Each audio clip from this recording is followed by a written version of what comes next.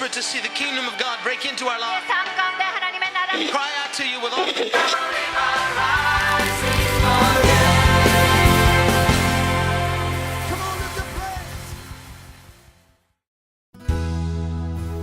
We read in Luke 12 that a man in a crowd cried out to Jesus and asked Jesus to be an arbitrator. He said, "Teacher, tell my brother to divide the inheritance with me." We can see probably this is a situation involving some social inequity, some social injustice. And he's really appealing to Jesus for social justice. In this case, he's being cheated out of his inheritance. And Jesus surprisingly answers, "Man, who made me a judge or arbitrator over you?" Now, to many, this seems puzzling because we would think, wait a minute, Jesus is the righteous judge. He's going to judge every single human being on the day of judgment. So why does he refuse to get involved in this man's legal dispute? It's not that God doesn't care about social justice. Obviously, he does. God cares about the issues of the poor. He cares about issues of social inequity. But Jesus has something more important to teach about here, and that is this issue of the soul. This issue of worship, the issues regarding our right relationship with God. And instead, Jesus begins to put his finger probably on what was the real issue in this young man's heart, and that was this issue of covetousness. Now, covetousness is not just being envious of things that other people have. It can also include wanting more than you have. You're just not happy with what you have, and you want more and more and more. And so to illustrate this teaching, Jesus tells a parable about a rich man who had such abundance, his barns were overflowing.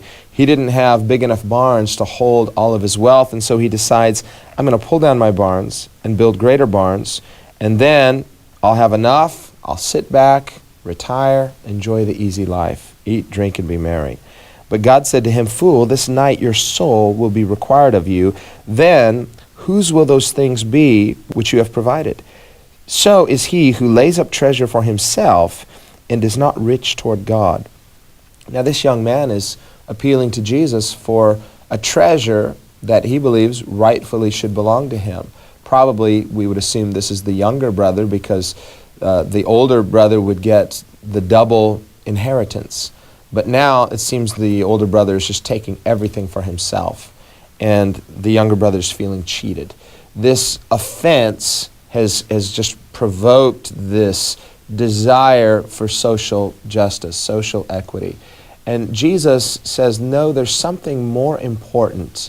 There's something that trumps, if you will, this important issue of social justice, and that is the need to be rich toward God, the issues of the soul, your right relationship with God.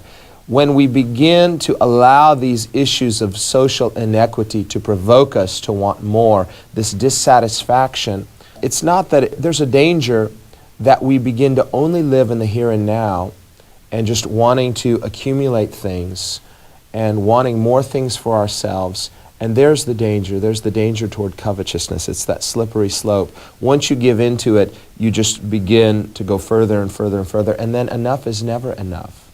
I think Jesus instead, he teaches us to live simply, to believe God, that God will provide for us what we need. Anything beyond that becomes sin because it creates this dissatisfaction with what we have. And really, Jesus is dealing with the issue of idolatry that is in the heart, that fallen nature tends to gravitate toward making an idol out of something. And if God is not on the throne, then there is this danger that other things will be. And in this case, he's talking about riches. It's not that God doesn't want us to be blessed. Jesus promised the 100-fold blessing to everybody who would forsake all and follow him. That's the key.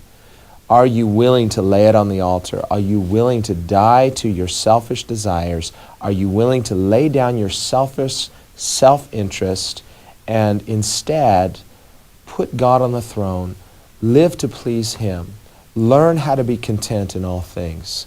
It's not easy, but it is the way of Jesus. And if we are going to be his disciples, we have to do it his way.